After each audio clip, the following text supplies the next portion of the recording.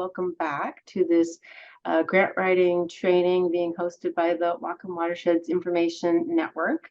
And happy Mary to everyone. I know Hanukkah started on earlier this week, and for many of us, it's the lead up to Christmas. So I hope that folks are getting ready, we're getting ready to experience some quality, nice family time.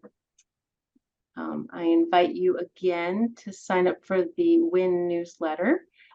You can do that from any page on our website, which is at whatcomwin.org. Again, whatcomwin.org. And it comes out once a month, and it contains information on a variety of topics related to natural and water resources, including on-topic funding opportunities, upcoming funding opportunities. So I'm really looking forward to this session today. First, Jenny is going to help us polish our writing skills, and I'll be super interested to hear how that went for folks and what were the sticking points for people, what were the particularly challenging parts. And then after that, we're going to be Jenn Grimm will be joined by her colleague Sadie Normoyle with the Puget Sound Partnership, and they're going to share some information on upcoming federal funding opportunities and how to prepare for those. And I hope you all saw my email yesterday that we've had a small adjustment to our schedule and anticipate finishing a little earlier, which is always nice.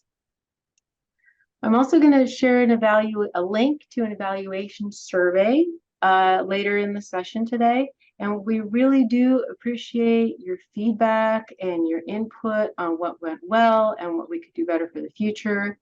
So please do take a moment to fill that out for us. And I also want to express gratitude again to the Puget Sound Partnership and WWIN for supporting this training. And now I'm going to turn it over to Ginny Lang with Lang Consulting. Thank you, Cheryl. Well, hi, everybody. I am so glad to be back here with you. And I want to thank you for the stuff that you sent me. You did a great job. I reviewed 11. I had 11 come in. So, let me first ask, was there anybody who sent it in who didn't get something back? Because if there was, I want to make sure I didn't miss any. I don't think I did, but you know how that is, email. Okay. All right. I'm going to start with the problem statement and talk about that a little bit. And then I'm going to go back and we're going to talk about goals and objectives again. These were, for the most part, very well written. They were very well, they were very well done. And you were hampered, of course, by the fact that you weren't really sending me the project description. Some of you did actually send me the project description, but you weren't sending me the project description. So some of what you were sending me, you were trying to get the point across. So I was getting more project description. But let's talk about the problem statement first, okay?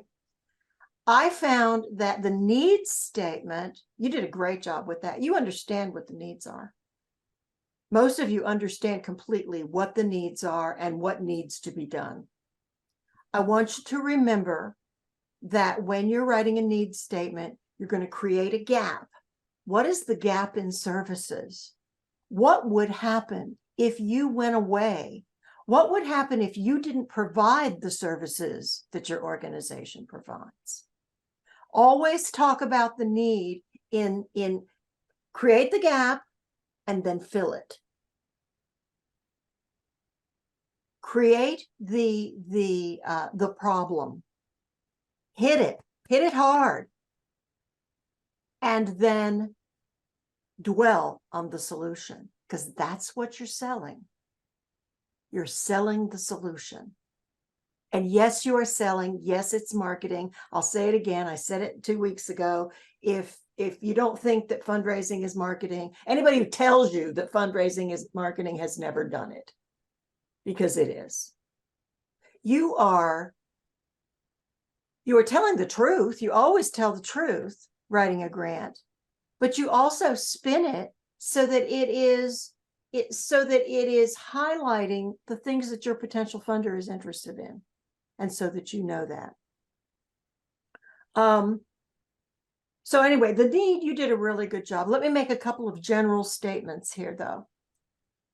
I want you to remember, please, to write in the present tense. I want you to remember to use strong verbs. We don't aim to, we don't try to, we don't endeavor to, we don't hope to, we don't do any of that. We do. We supply, we teach, we create, we remedy, we save. You guys save. And so state those in the way that it's very positive. I also saw some writing where we talked about it is not only this, but it's this. That's stating something, that's flipping something into the negative. Rather than saying it's not only this, say it is this and it's also this. Not it's not only this, but it's this too. Do you see the difference? Do you see the difference in the strength of the way the words come out? You're playing psychology here. It's the way that we hear things. Okay. So strong verbs. We do this. We do this. We provide this. And you're talking in the present tense, even if something is in the future. If it's in the future, you can start out by saying, this is something that will happen in this time frame. And then when you talk about the program itself, you talk about it does this, this, this, and this in the present tense. Because you're always writing as though they funded you. You're always, when you're doing a budget, you're including the money that that you're asking for in the budget. It's all projected. So you're writing as though this is what we're doing because you gave us this money. Not in the present tense, not this would happen. This will happen. This will happen, and this is what the program does. It does this, this, this, and this, writing in the present tense. Are you with me? Does that, have I explained that so that it makes sense? I know everybody struggles with this. So don't sweat it at all. Just practice. Okay? So that's some general things. So the problem, you understand what the needs are in the problem statement. You understand what the needs are. We need this, and we need it because if we don't provide it, this is what's going to happen. Now let's talk about the case statement. The case statement is why should I, as a potential funder, support your program rather than other programs that are out there? Why should I support your program? What is it about your program, your organization, that sets you apart? And that, in many of your problem statements, was missing. And something that I saw too was the fact that you're a government agency, the fact that you are the government agency that is designated to work on this in this particular area does not credential you. It does not convince me as a potential funder that you're the ones to do this. I may be somebody who doesn't have any faith in government agencies. I may be somebody who, okay, so you're supposed to be doing that. What I need there is evidence. I need history. I need evidence that you have in the past performed this kind of a project successfully. Or I need evidence that you have performed a project that it didn't work out the way you wanted it to, and now you understand what the solution is. You know how you're going to fix it. I had a couple of grants that were difficult for you because you were writing on more than one level. And you were writing on more than one level because, for instance, one was a grant for resources. Resources wants to hire a person. Yeah, wants to hire a person to deal with to work with other agencies to deliver these services. They are working to help these other groups, these other committees, to do various environmental things, okay? And how they're going to help these groups is by having a person to do the data entry and to do the reporting, which is very important. That's how they're going to help them. So this is a two-layered grant. This is a two-layered grant. You're talking about the need, and the need is for a person to make sure that this data that's being collected gets to where it needs to go, so that perhaps the legislation changes or perhaps the resources change. But you can't just talk about what you're really asking for, which is salary money.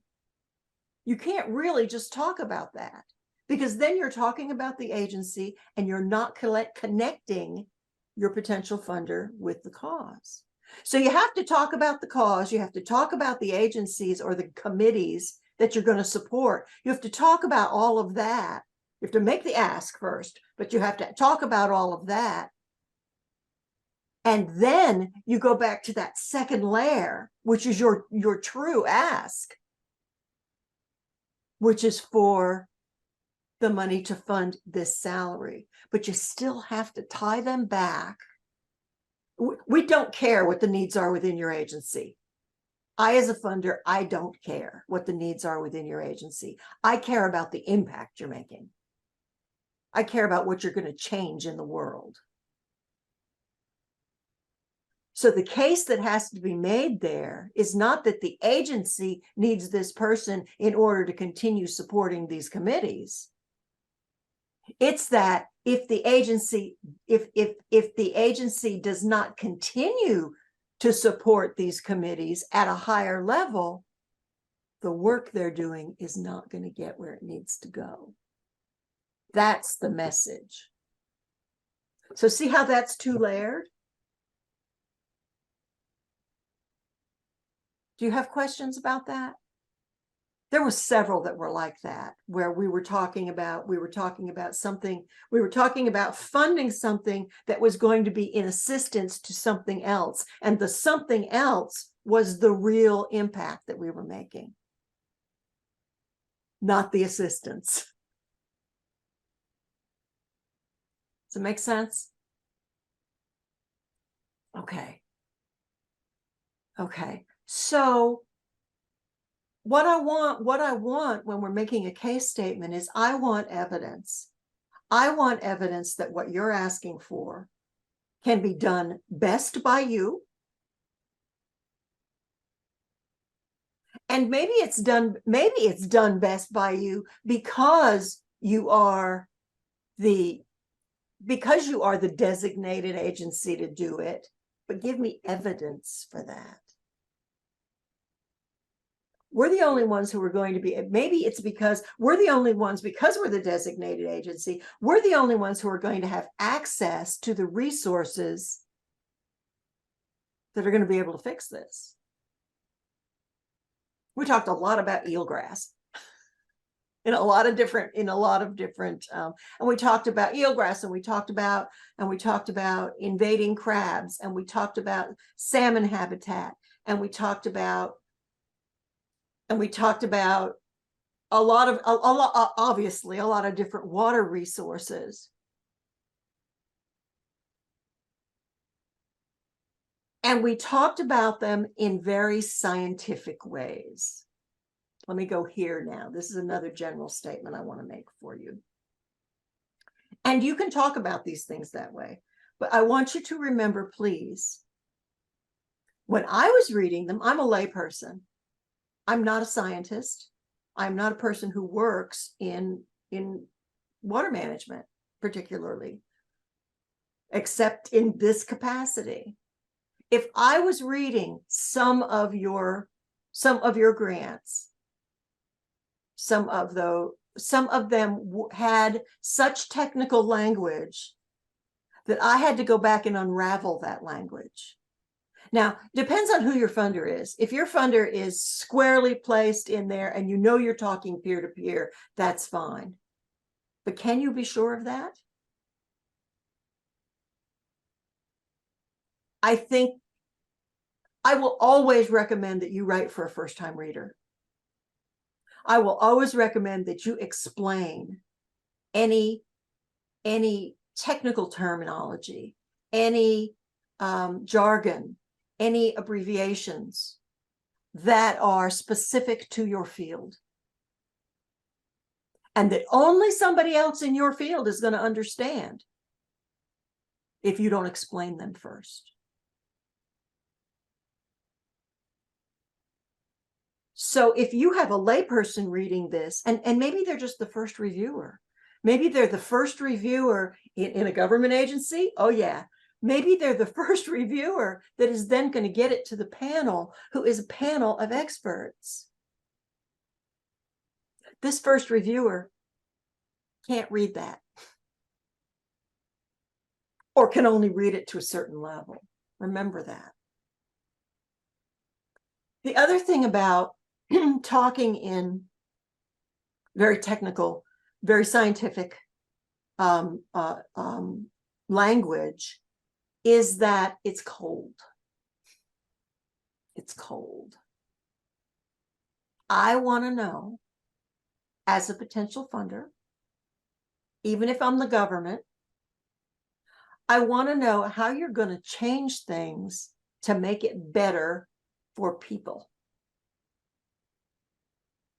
to make it better for animals, to make it better for wildlife, to make it better for... Touch me. Touch me with your impact. And your impact can't be all expressed in data. It can be held up with data.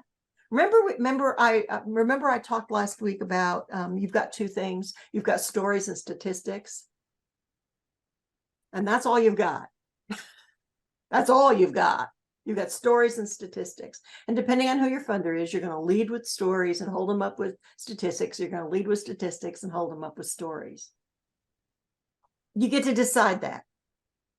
How are the questions phrased? What do they want to know? But you still need both. It just depends on what you're going to lead with.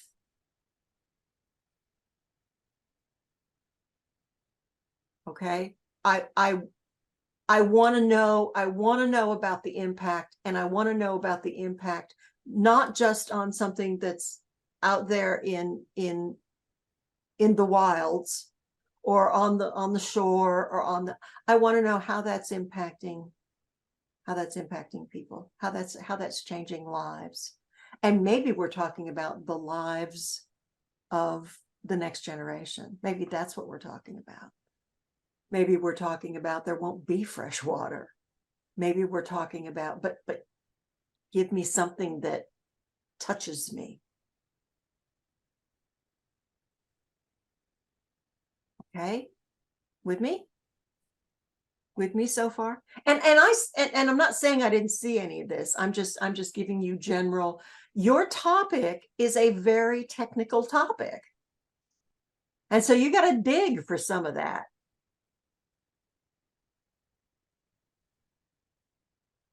So I mean, it is, because you're going to address these things with science. You're going to address these things with very practical measures. I still want to see impact. Okay.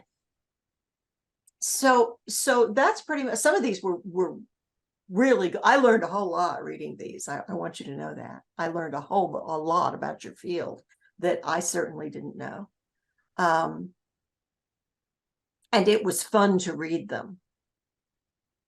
Make sure that you're direct. Don't worry about, I hear often from grant writers, well, but we can't be, we don't want to blow our own horn. We don't want to be, yes, you do. Yes, you do. Don't be shy about saying how good you are at what you do. Don't be shy about that. That's what you have to do. That's why they're going to give you the money. It's because you're good at what you do. It's because you can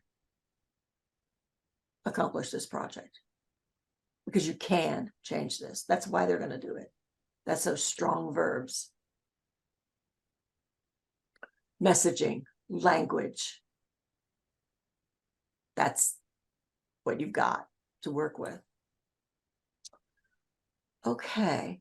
What questions do you have? Do you have questions? Do you have thoughts about the problem statement? Is there anything you'd like to ask me? Is there anything you'd like to talk about further? I have a quick question. Sure. Thanks, Jenny. So, like with our, you mentioned that sometimes there's a lot of technical stuff in that first paragraph, and sometimes, so I guess the question is, should we be writing it like it is going to a layperson in that first page, the summary, or should we still be including more technical information, assuming that it's somebody who already has the background? It depends on how the grant is set up. If you're writing a summary to start with, you know, if you're writing, and first of all, I wouldn't write a summary until I'd written the rest of the grant. I would summarize from my bigger grant. Okay. You're going to have a project description.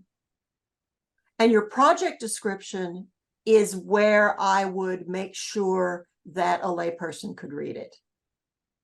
That's where I would make sure a layperson could read it. And I also make sure that the very first part of that project description says, this is what we're asking for. This is what this grant is about. This is the project. Our tendency is to describe, and then get to the project. And what you've done is buried the lead. A good question to ask is always, if they only read this far, how much would they know? If they stopped now, how much would they know?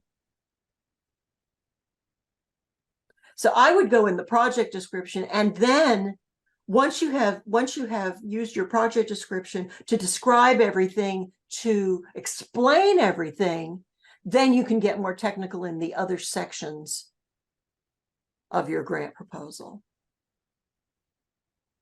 But make sure you let a reader in first.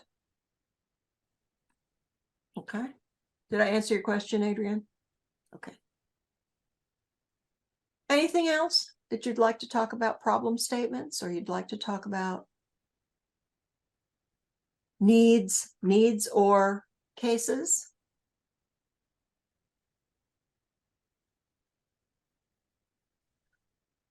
The reason that I take a problem. I have a question, but I can't find my hand to Sure, raise that's it. okay. Okay, that's fine. That's fine. Okay, thank you. This doesn't happen very often, but sometimes we've got projects that we have more than one grant that needs to fund it. So we have more than one application we're sending in. We're trying to tailor our message to that grant. So we basically got different versions of our project description, right? We have a project description for grant A. We have a different project description for grant B because they want us to describe it in different ways. We're trying to meet the needs of the granting. Sure. Absolutely. Do you, and we're used to that. We're used to trying to be schizophrenic, but do you let the one grantor know that you're applying to other grants, like that they're a piece of the puzzle? If you know that there's going to be more than one piece to this puzzle, how do you describe that? Okay. They may ask you.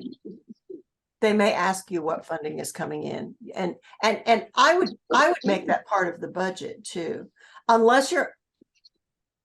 My budget is going to look like is going to there's going to be a line item for each grant that I am asking for, and it's going to be in the budget as though I was going to get it. Okay. The grant is funded. Okay, so that the project is funded, first of all. Okay, and some of those line items are going to say in process, and that means in process means that you're working on it and you haven't turned it in yet. Pending means you've turned it in and you haven't heard yet. Secured means it's another grant that you put in for this project and you know you've got it. Okay. So go ahead and show them the full picture in the budget and the budget narrative. Yeah, in the narrative, I wouldn't talk about other funders unless they ask. They may ask where else you're going to get the money. And if they do that, then I would further articulate that budget. Okay. Because a lot of times we're asking for the maximum grant, the maximum amount eligible for under that grant. Let's say they do a maximum award of 500,000, but we know the project's 1,500.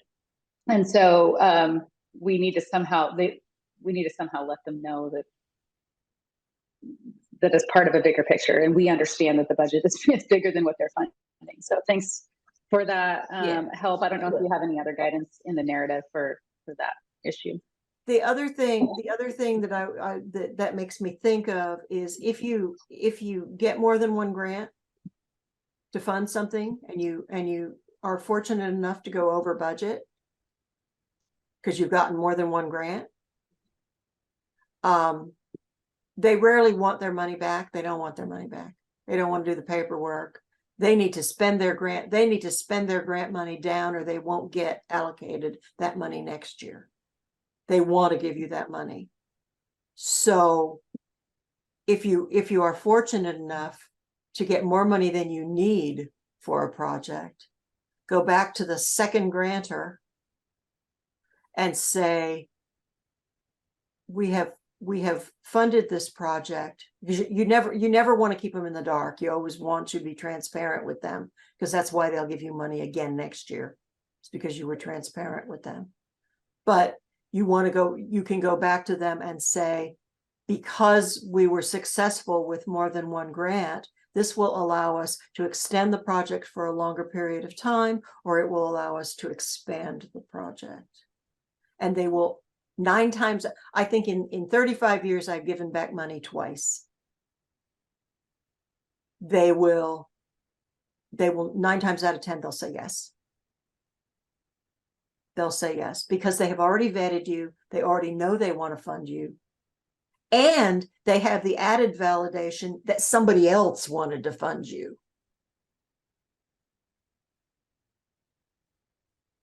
So never worry about getting too much. They don't want their money back. That just means that you're going to be able to make the project more robust in some way.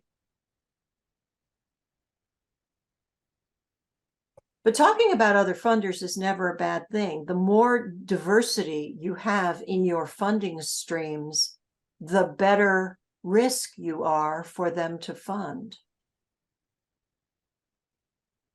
Because if your funding all comes from one place, and next year that funding dries up, that can tank your project. If they know that there's money coming from somewhere else, they know that your project is sustainable and you are a better risk. That project is a better risk. So knowing that you have other funding coming in is a plus.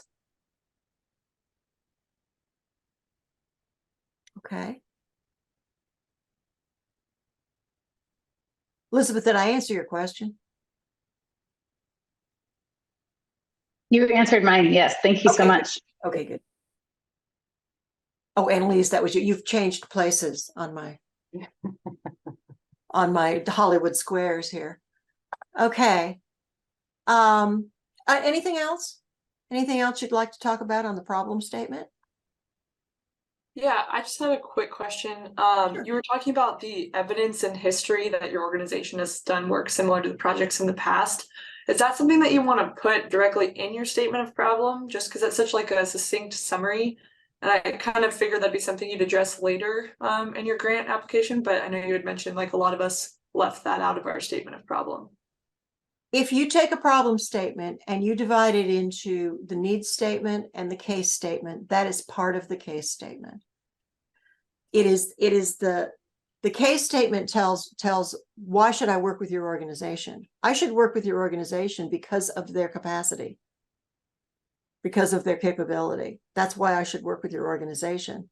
And your organization can address the need, and then we get into the wider need. Does that make sense? So I would put it there, but I don't think you need to. If there's another place in the grant where they ask for, and there is sometimes where they ask for previous projects, then keep the specifics for there. Okay, keep that list, you know, that detailed list for that part of the grant. But if there isn't a place to put that, and you're never going to have room in a problem statement, you're never going to have room for a detailed list.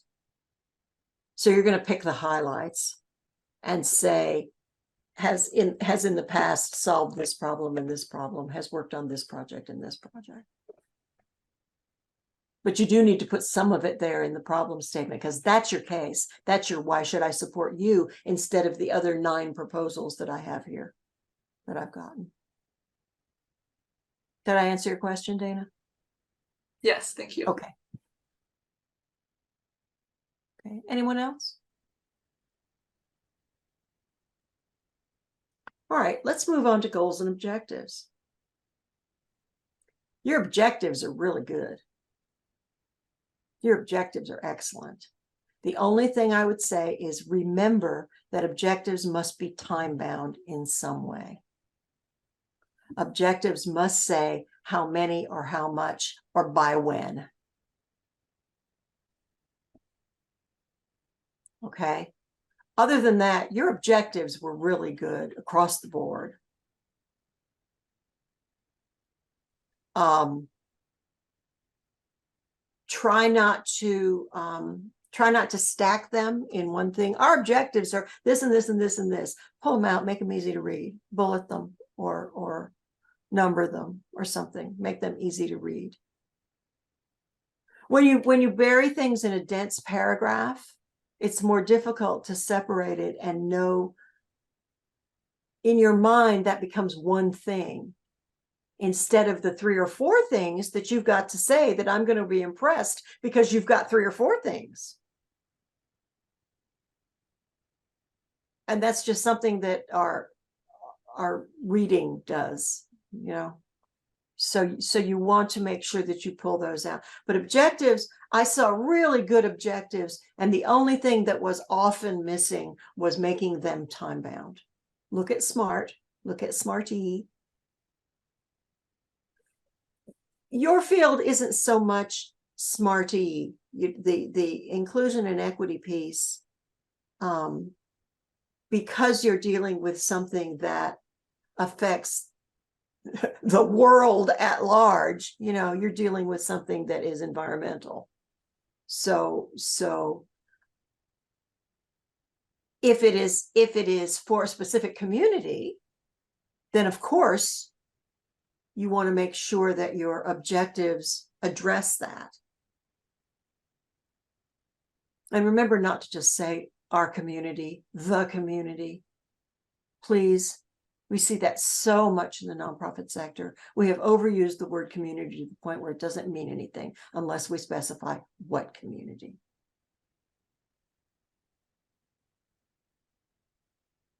So anyway, but time bound is the thing that I most often saw missing. When's it going to happen? How much or how many? Even if it's a range, even if it's a percentage, even if it's, you know, but something that gives us an idea that makes it more specific. The most common complaint from funders is that grant proposals are not specific enough. That's the most common complaint. I didn't know exactly what they were going to do with the money. The second most common complaint is they didn't follow the directions. Make sure you do and give them whatever they ask for, even if it's stupid. Even if that grant was designed by a third grade teacher and they tell you what font you have to use, how big it has to be, and what size the margins are, do it. You don't want to get kicked out on a technicality. So whatever they ask for. And also, I said this before, make sure you've answered the question. Make sure you've answered the question. Although in some grants, it looks like they're asking the same question over and over. If you look at it carefully, they're looking at it from different points of view. They want to hear about it. They want you to go and change it that much so that they know that you've got it covered from all different points of view. And it feels like you're answering the same question over and over. But if you read those questions carefully, you are, but you aren't.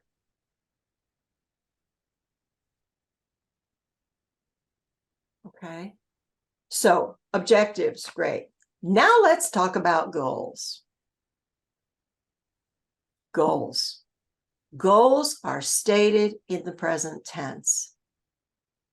Goals are stated as if it's already a done deal. Instead of saying our goal is to change the, I don't know, our goal is to our goal is to upgrade the habitat for salmon. Our goal is to make sure that the habitat to upgrade the habitat for salmon. That's not a goal. Your goal is an upgraded habitat for salmon. It's already happened. Your goals are what's going to put you out of business. That's a good way to think about it. If your goal is achieved, you don't have to do your program anymore. And for your organization, there's probably a big overlying goal. BHAGs, big, audacious, hairy goals. Big, hairy, audacious goals, BHAGs. Those are your organizational goals. If you were an organization that was working with hunger and food, your goal is that nobody's hungry in Whatcom County. That's not going to happen. That would put you out of business, but that's your vision. That's your goal. My goal for the program might be that everybody in this area has everything they need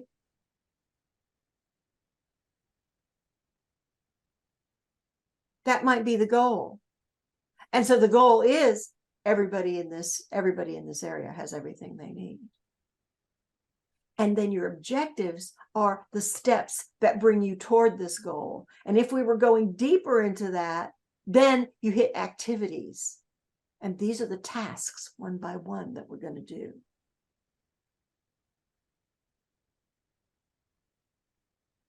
So I'm going to go back and show you this one more time, this objectives table.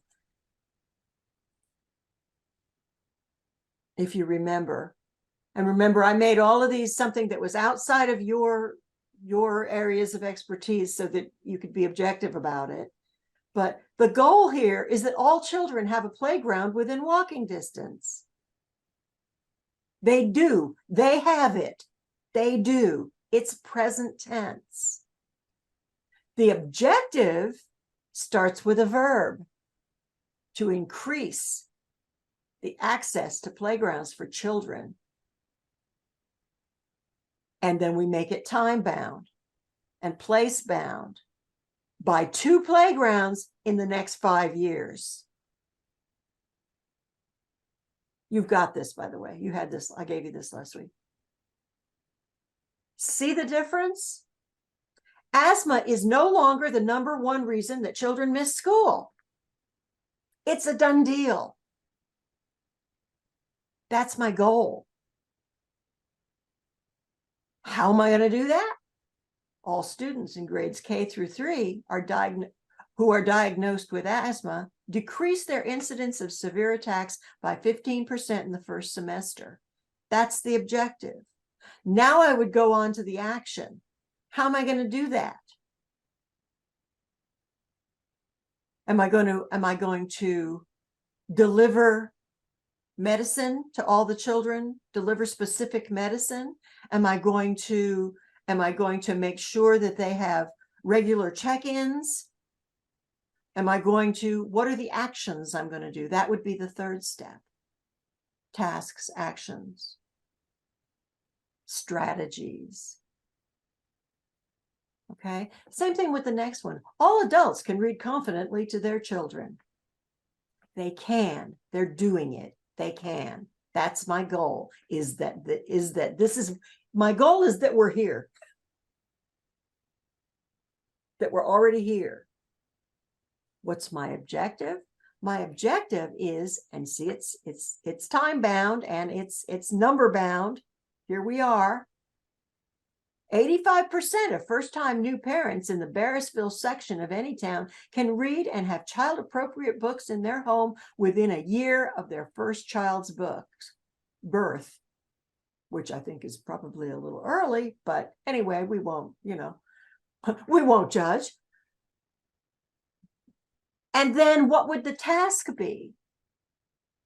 Would the task be making those books available? Would the task be making sure that there were literacy programs for those parents to make sure that they could read books to their children? Making those available.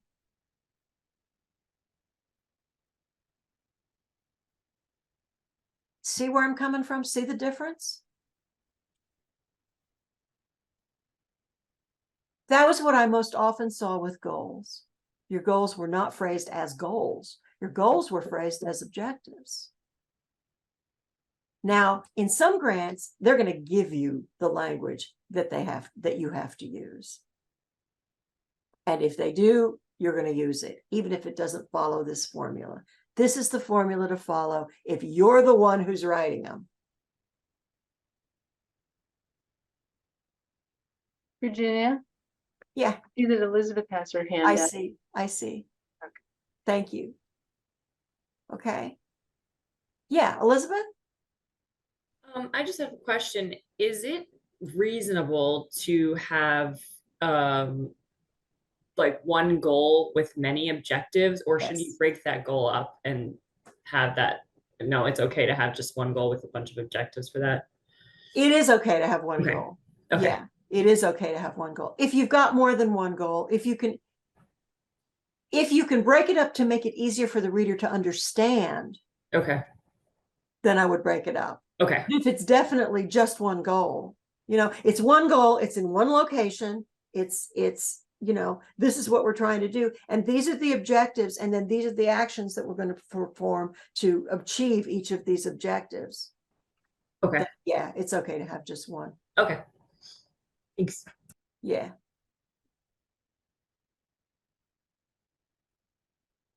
Anybody else? We're going to get done early too. Unless you have more questions or more that you want to talk about. And I don't want you to feel weird about this at all. Everybody struggles with goals and objectives. One of the reasons that everybody struggles with it, because different grants call them different things. And you have to get into the nomenclature of that particular grant and pull it out and recognize it for what it is. Oh, these are goals and objectives. They might call them strategic priorities. That's a good one. We use this same thing, actually. We use this same formula doing strategic planning. I've got a couple of different strategic planning projects that are starting at the beginning of the year, and we will use this exact same formula when we begin to put goals and objectives into a strategic plan. It's the same way to look at it. But again, they call them different things. And you're going to pick up a book and a different author will call it a different thing. But they'll usually explain to you that the most common way to refer to these is goals and objectives. And they may pull them out of that language just to give you a different way to look at it. Because this has become so, I don't know, a common way to look at it.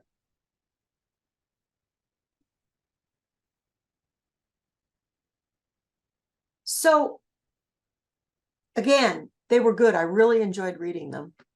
I hope that the suggestions that I made on them were helpful. And if you need more, I'd probably read them again if you sent them back to me. I don't know, maybe I just might read them again.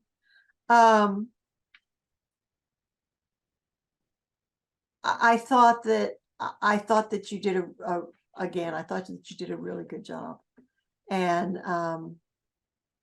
I thank you for sharing them with me. And what else can I answer for you? Oh, thank you, Adrian.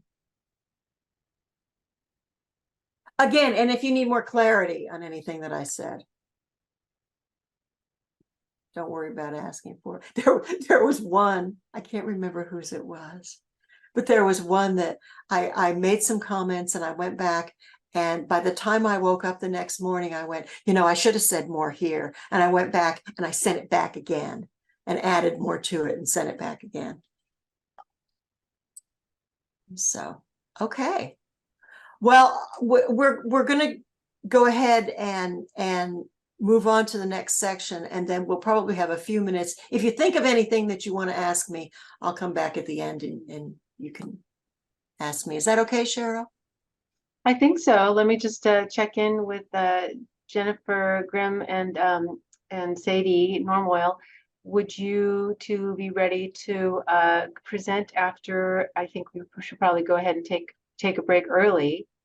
Would that work for you two to present? Take a break now, come back at 10 and present a little early?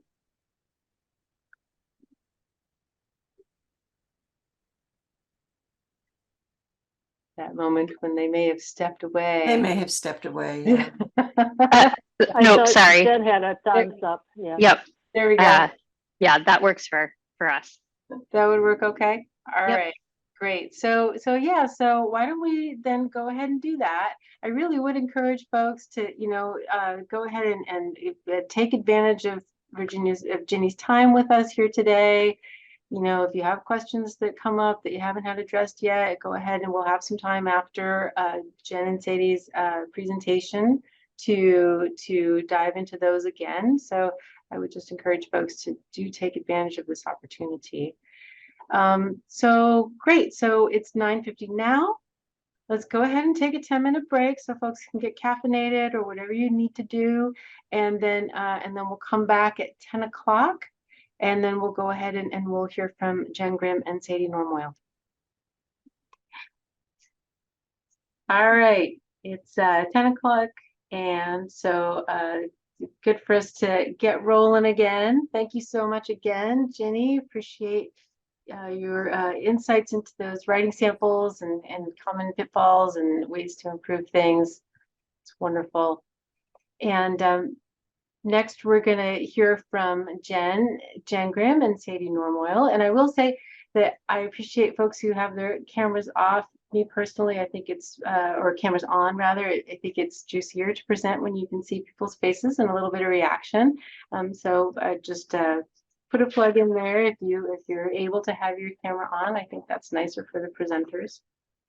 I'd want to take a moment to introduce Sadie Normoyle, who is joining us today. She recently started as the Strategic Funding Coordinator for the Puget Sound Partnership. Born and raised in Olympia, and she received her undergraduate degree in environmental policy and American Indian Studies from Western Washington University. She then went on to get her law degree from Lewis and Clark and spent time as an environmental litigator specializing in federal Indian law. She is committed to fostering relationships, supporting communities and tribes, and working to address environmental justice issues in the Pacific Northwest. So welcome, Jen and Sadie, and I will go ahead and turn it over to the two of you. Thanks, Cheryl. Thanks for having us back. I hope everyone was able to stretch their legs and get some coffee. Although we have some good information to share with you today, may not be the most riveting, so hopefully you can bear with us as we walk through it, and feel free to ask questions as we go. Hopefully some of the stuff you already know, and if not, we will help get you prepared. I'm going to share my screen. Oh, Cheryl, can I have access to share my screen? You bet. I am sorry, I thought I had done that already. No worries. There we go. So it should work okay now? Yep. Okay, great. All right.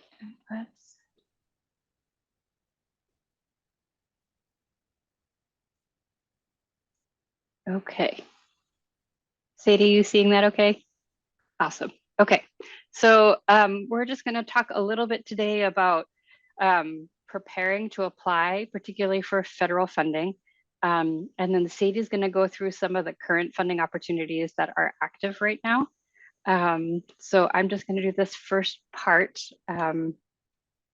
Federal funding, there's some hoops to jump through if you haven't done this before. And if you haven't done it and you don't have these things done, I suggest you start it now, not when a funding opportunity is open and available and you're interested in applying.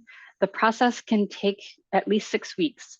It can be sometimes complicated and waiting periods and documentation. And so getting these next 3 steps done as soon as possible is highly encouraged. And I will say, Cheryl, I can send you this presentation if you want to send it out to everybody. It has links in it, so it will direct you to places to get information. So I don't have to put everything in the chat. So first is the DUNS number, the Data Universal Number System. This is a unique identifier for your organization. If you are applying for federal funding, they're going to ask and use your DUNS number to verify who you are. It's a pretty short, straightforward process. Again, this is a link that will take you to the place where you can go and submit the paperwork for that. The next is registering for the Systems for Award Management, or SAM. This is,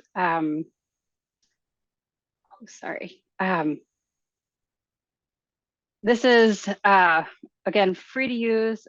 This link that I have here is to a webinar that was recorded by the Environmental Protection Network that walks you through the process. This one is the one that involves some waiting periods. It's been a while since I've done it, but I think you need to submit like notarized forms from your organization saying who's going to be the point person for SAM. This is the platform where you will manage and do the reporting for the grant if you receive one. This is also where it enables electronic payments for the grant. So it is required for all federal awards. So if you haven't done it, it's really important to get this done. And again, this one can take a little bit longer than the others with some hoops to jump through. So moving on this as soon as possible is useful. And again, this link is to a webinar that has some good information about navigating that process. The next is registering for grants.gov. This is the kind of the main platform for federal funding and looking for federal opportunities. It is not the only one. There may be some others for some other particular types of funding, federal funding, but grants.gov is the most inclusive. So again, going and following this link, getting registered for grants.gov, it is a fairly straightforward process. I should also mention that the SAM and the grants.gov require annual renewal. So once you go through the process, remembering, and they'll bombard you with lots of reminders to renew. But also if you already have one, it's good to double check to make sure that you are all up to date, or that the person who is in the system still currently works at your organization. For SAM in particular, there are some hoops to jump through to switch people. And I speak from an experience of like needing a notarized letter with proper address. You also need to make sure, like if we went through this at the Puget Sound Partnership, where our main office, we didn't renew the lease during COVID. And so our address changed. And so then we had issues with what was showing up in SAM and what was showing up in the IRS didn't match. And so you want to really go through and make sure all the names are matching, all the addresses are matching, everything's updated and complete, because you won't be able to submit a grant unless SAM and grants.gov information are up to date and everything within the federal system. So again, not just SAM and grants.gov, but what the IRS has on record, that all matches. So again, better to do that now than try and scramble or not be able to submit your proposal because information here is not updated. Any questions on those three things before I move forward? Okay.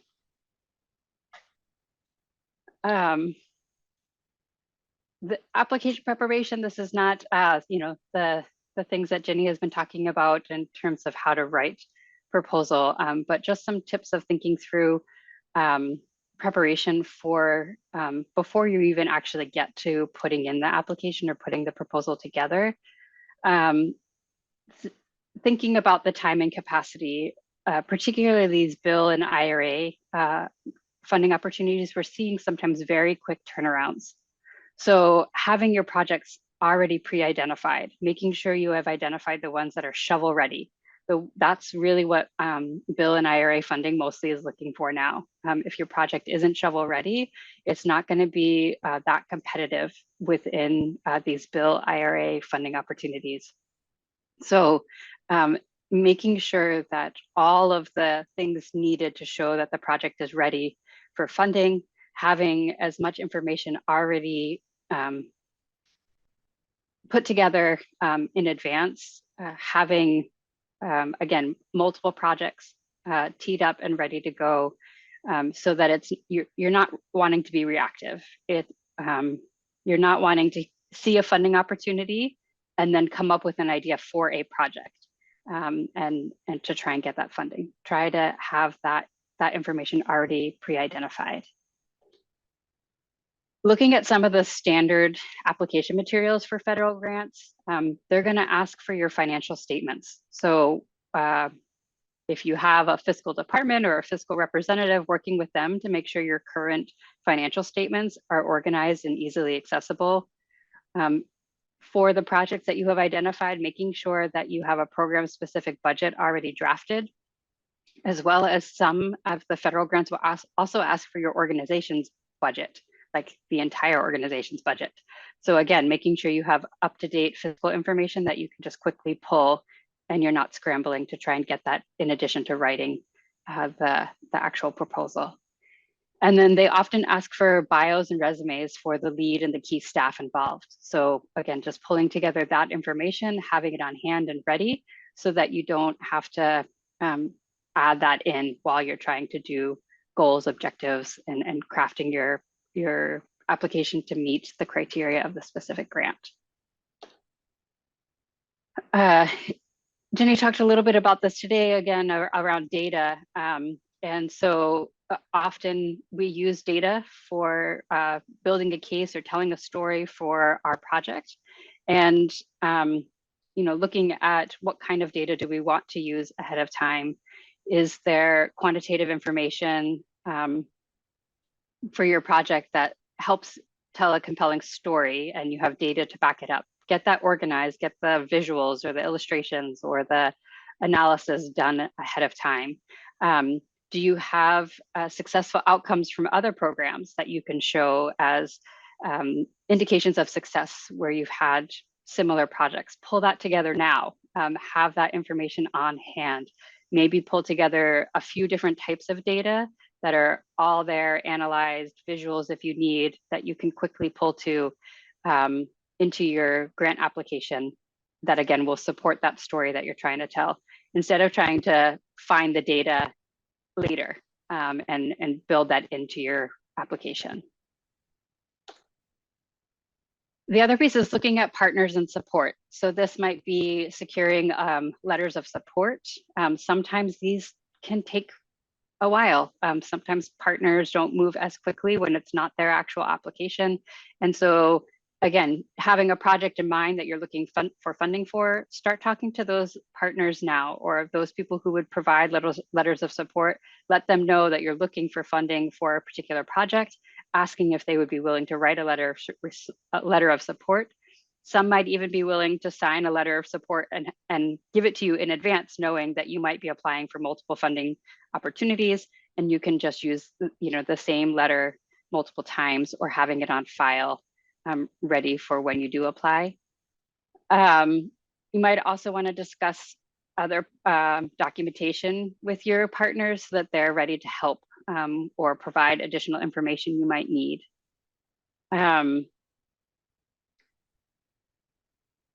As well as if you are going to have partners that are involved pretty directly, being able to get any documentation you might need from them in advance, or making sure that they're getting themselves organized so that they can quickly give that information to you.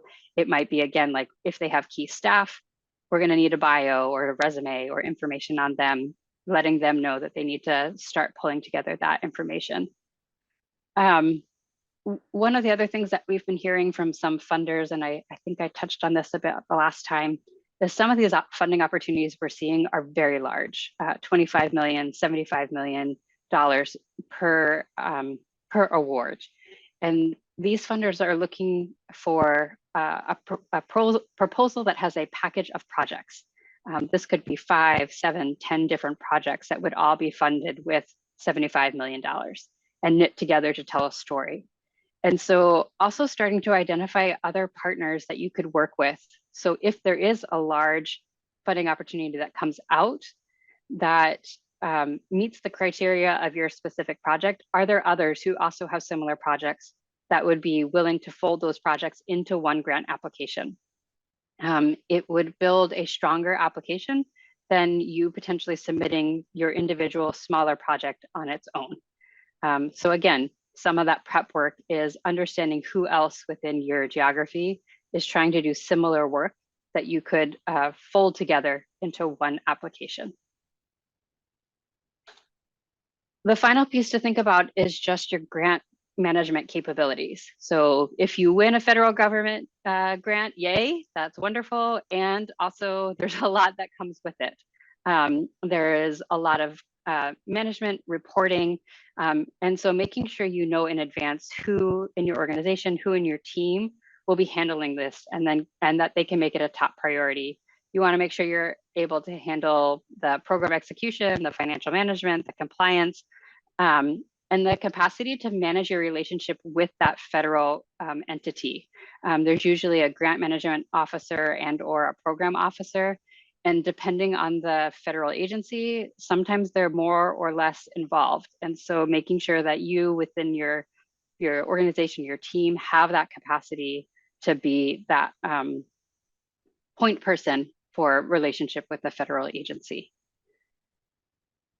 Okay, before we switch gears a little bit, were there any questions about those couple steps to get ready for particularly federal funding?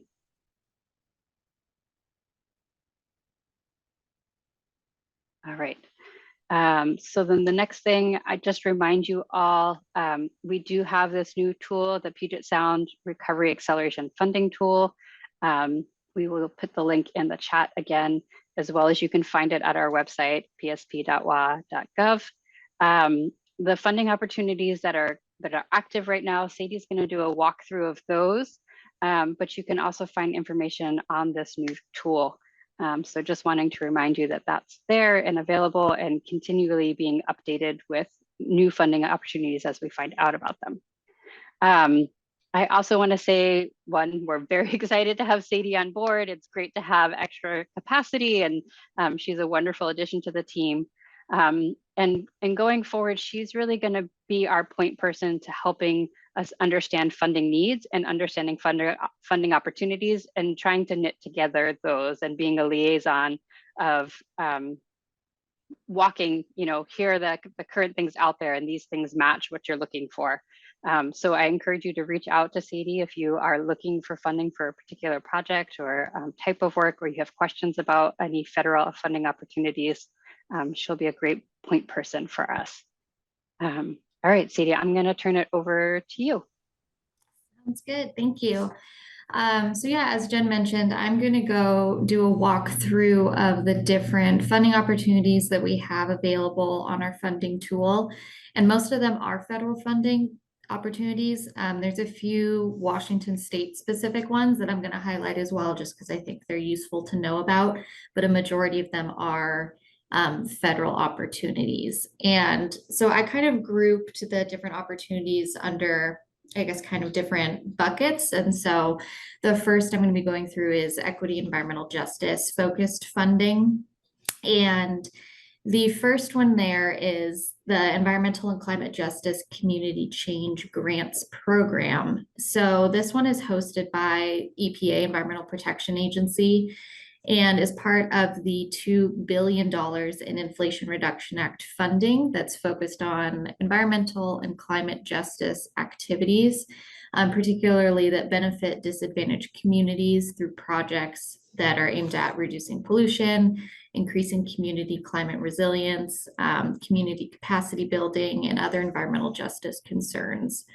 And so the intent for this funding is really focused on community-driven initiatives, and particularly for those that have been disproportionately impacted by climate change impacts, pollution, historical environmental injustice. And because this is such a large pool of money, the EPA expects that most awards will be between 10 to 20 million.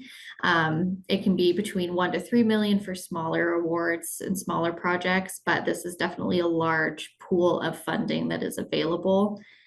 And so the entities that are eligible to apply under this is a partnership between what they're calling 2 community-based nonprofit organizations, or CBOs, or a partnership between 1 CBO and either a tribe, a local government, or a higher education institution.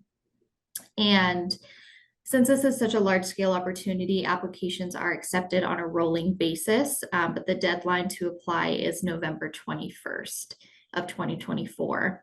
And the projects are pretty broad for what fits under this grant program, but the focus is really climate change and environmental justice, but this does include water pollution monitoring, prevention, and remediation.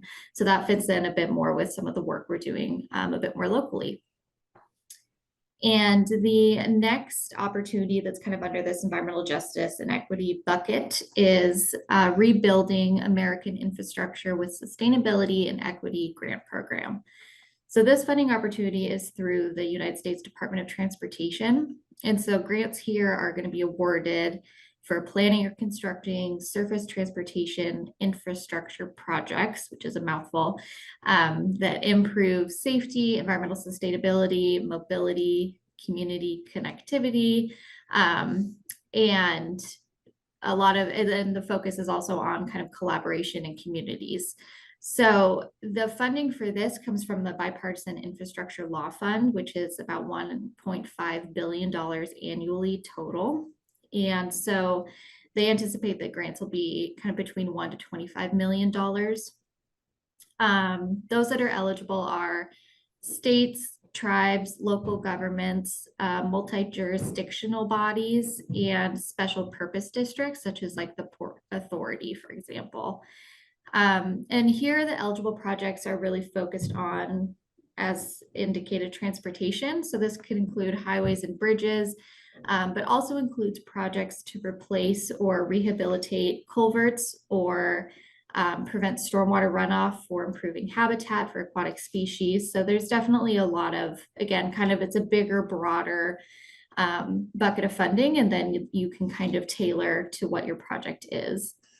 Important to note here is that there is a federal match requirement. So the applicant is required to provide funds in addition to the grant reward. And due date for this one is a bit sooner. It's February 28th of 2024. So next, and kind of in line with the two that I just mentioned, these are a bit also community focused funding opportunities. And so the first one is a state opportunity rather than federal. So that's the Community Forest Assistance Grant Program. So this one is hosted by Washington Department of Natural Resources, their Urban and Community Forestry Program, and they partner with the U.S. Department of Agriculture. So here there's $7 million in available funds total. So the awards will range from $10,000 to $350,000. And the intent of these funds are to help cities, counties, tribes, nonprofits, educational institutions improve the health of community forests and develop local urban forestry programs. And another important thing to note for this funding is that 50% of the available funds per year is dedicated to communities that have at least one census tract containing high environmental health disparities. So again, trying to kind of get at that environmental justice issues. And applications here are due January 8th. So that deadline is coming up fairly quickly. Next, we've got the Coastal Habitat Restoration and Resilience Grants for Tribes and Underserved Communities. So this funding source is hosted by the National Oceanic and Atmospheric Administration, NOAA. Due date is December 19th, so just in a few days. There's really not much time left for applying for this, but I wanted to highlight the opportunity because of its important focus on tribes and underserved communities, and that this is likely to be something that happens again next year. So that you can keep this in mind for going forward. So award amounts here range from $75,000 to $3 million. The total funding bucket is $45 million, with $20 million set aside for tribes and Alaska Native corporations. And the focus of the funding is to support community-driven habitat restoration and build capacity of tribes and communities to meaningfully engage in coastal habitat restoration work. So the focus is really enhancing community and tribal resilience to climate hazards, and how that impacts with habitat restoration work, and also projects that increase community resilience and incorporate traditional ecological knowledge, which I think is a really wonderful aspect of this funding opportunity. So next we've got kind of the more restoration focused funding opportunities. So we've got a few different ones here. The first is the Watershed Restoration Fund, which is hosted by Drinking Water Providers Partnership. And so through here, you can get awards and grant dollars from either one or more of the following, which includes the Forest Service, BLM, Bureau of Land Management, the Oregon and Washington office, and then EPA Region 10. So it's very much focused in Washington or Oregon, even though it does work with some federal partners. And the intent of the fund is to restore and protect the health of watersheds that communities depend on for drinking water, while also benefit aquatic and riparian ecosystems, including native fish habitat. They're also looking to support local partnerships between drinking water providers, landowners, and restoration practitioners. And so the Drinking Water Providers Partnership accepts funding requests up to $150,000, with the caveat that funded activities must be completed within 18 months of when you get the award. To be eligible, projects must benefit native fish habitat and water quality, or deal with public drinking water systems and focus on activities that will improve or protect aquatic riparian and watershed health in Washington or Oregon. And so specifically, the projects need to indicate how they benefit native fish habitat and water quality. And they must be located in a drinking water source watershed within the state of Oregon or Washington. And their website has a really handy map that shows those different watersheds. And applications are due January 5th, which is also coming up, but this is an annual fund. They've been doing this for a while now, so this will happen again next year, or it should. Next is the Aquatic Ecosystem Restoration Projects Grant Program. So this is through the U.S. Bureau of Reclamation, through what's called their Water Smart program. And so awards here range from $500,000 to $20 million. Applicants can be either states, tribes, irrigation water districts, water authorities, state agencies, or an entity that owns a dam that's eligible for upgrade, modification, or removal. The other applicants that qualify are also if a nonprofit works and has a partnership with any of those above mentioned entities. And the intent here is to support study, design, and construction of projects that restore and protect aquatic ecosystems, and really focused on kind of, removal or modification of barriers to fish passage, restoration of connectivity for fish, restoration of aquatic habitat, and improvement of water quality, availability, as well as temperature. So definitely heavily focused on water and then removing those barriers for aquatic habitat. So applications for this are due January 24th. And the last under this bucket of kind of restoration focused is the Estuary and Salmon Restoration Funding Program. So this one's another Washington State focused one. It's the Washington State Recreation and Conservation Office that's hosting this funding program. And so it provides grants and technical assistance for projects that restore and conserve near shore areas in Puget Sound. And the overall goal of this program is to ensure that Washington's estuaries, bays, shorelines are intact, functioning, and resilient to climate change. And so this is definitely more localized because projects must be in Puget Sound and east of Cape Flattery. Some typical projects that are funded under this include restoring salmon habitat, removing dikes, removing bulkheads, protecting nearshore or wetlands habitat, feasibility studies, and decommissioning roads. And those that can apply under this funding are federal, local, and state agencies, tribes, nonprofits, private institutions, and universities and colleges. There's a total of $15.7 million in available funding. Due date for proposals is April 8th of 2024, with funds being awarded every 2 years. And this funding program does have a 30% match requirement, which is important to note. And I know this is a lot of information, so please reach out if you have any questions about any of this. And again, it's on our funding tool. So going next is kind of planning focused funding. And so this one is the Planning and Project Design Grants, which is through, again, Bureau of Reclamation, their Water Smart program. So here, Reclamation is providing funding for collaborative planning and design projects that support water management improvements.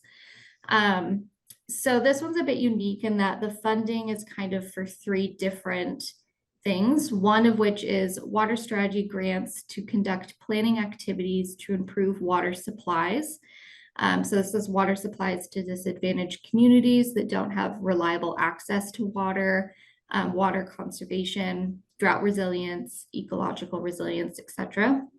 The second is project design grants to conduct project-specific design for projects that improve water management. And third is comprehensive drought contingency plans. And so here applicants can be states, tribes, irrigation water district, water authorities, and again, any entities or organizations that own a dam that's eligible for upgrade or removal, and then any nonprofit that's partnering with any of those. Here, the max award you can do is $400,000, and proposals are due by April 2nd of 2024. So this is a unique opportunity. This is Planning Assistance to States program. So it's a little different than some of the ones I've been talking about. The funds here are through the U.S. Army Corps of Engineers, and the entire focus is to provide states, local governments, other non-federal entities, and tribes assistance in preparation of comprehensive plans for development, utilization, and conservation of water. So this is a program that really helps kind of with studies. And so in the last few years, studies that have been done include water supply and demand, water conservation, water quality, dam safety and failure, flood damage reduction, coastal zone protection, wetlands management, kind of all of these different areas. So funding is for two specific types of assistance. So either it's development of comprehensive plans for planning or technical assistance related to the management of state water resources. And both types of those assistance are cost shared 50%. And the maximum per year for assistance is $5 million. And then the last kind of group of funding we have is focused on fish passage and barrier removal. So these are both Washington state specific focused funding opportunities and not federal. So the Family Forest Fish Passage Program is funded through the Washington Department of Natural Resources. And this program is focused on assisting private forest land owners in removing culverts and other stream crossing barriers that keep out trout, salmon, and other fish. So road culverts and other structures that are aging, too small, or improperly installed can block fish from reaching their spawning grounds. And so this program funds the replacement of those barriers with new structures. So the program is specific for private or small forest landowners only. So that's those who harvest less than 2 million board feet of timber each year. Also, to be eligible, the culvert needs to be on forest land and associated with a road and a fish-bearing stream. It doesn't appear that there's a cap to the funding as it varies project by project, and proposals are due June 30th of each year. So this is a yearly program. And then lastly, we have the Brian Abbott Fish Barrier Removal Board Grant Program. All of these have very long names. So this program was established in 2014 to identify and remove impediments to salmon and steelhead migration. So the grant program here is administered jointly by Washington Department of Fish and Wildlife and Washington Recreation and Conservation Office.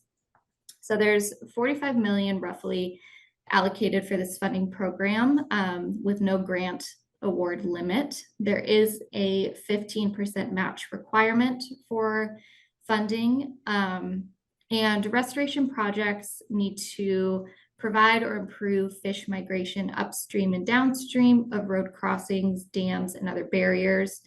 And passive projects can include replacing culverts, removing barriers, or constructing fishways. Typical projects seem to be removing the culverts or planning for a project to remove a barrier. And it's pretty open to a variety of entities. It's local agencies, tribes, nonprofits, private landowners, regional fisheries enhancement organizations, special purpose districts such as Port Authority, Parks and Recreation, school districts, and state agencies. So proposals here are due January 18th. And that is all of the current opportunities we have on our tool PS Raft. But that is updated pretty regularly. So it's good to continually kind of check in and see what opportunities are listed there. I'm happy to take any questions, or I can put my email in the chat, or there's my email. So you can always feel free to reach out with any questions about any of these opportunities or any other future opportunities or anything that I can help with. Thank you so much.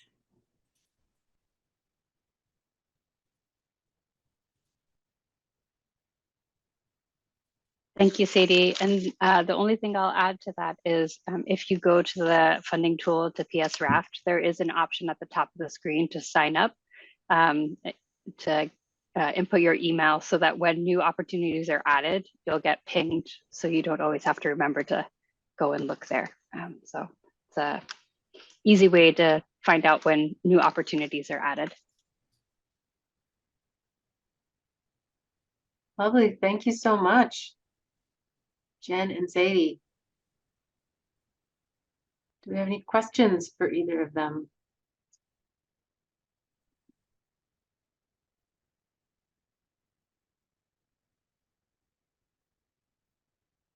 Do we have any final questions for Ginny Lang? Anything bubble up? I'm going to put my email in the chat again.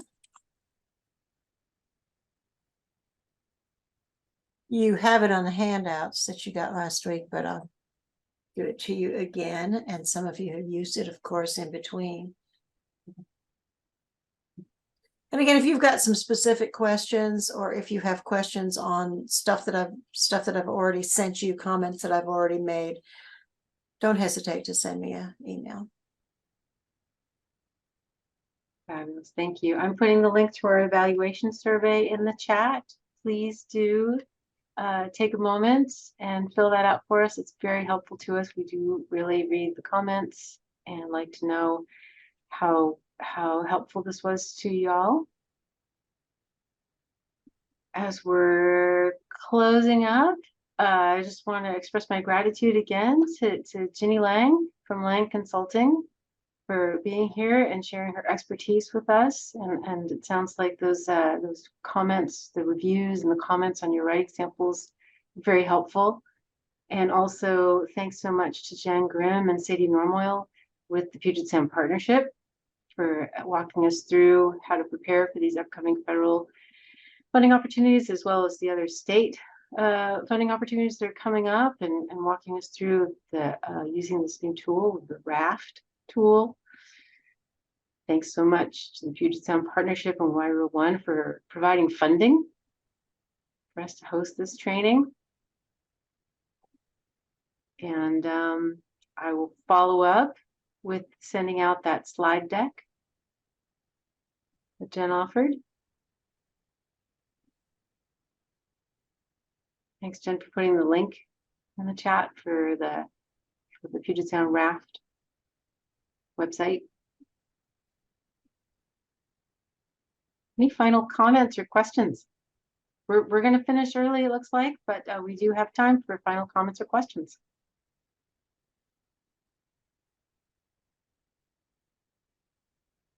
Seeing some gratitude in the chat.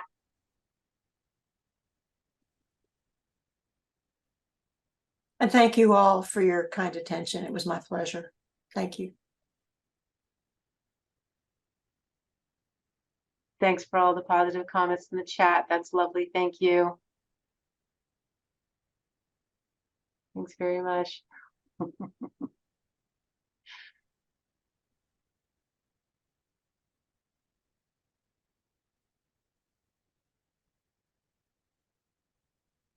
right. Looks like folks are signing off.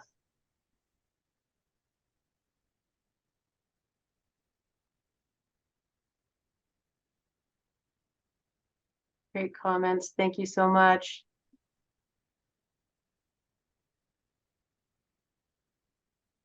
All right.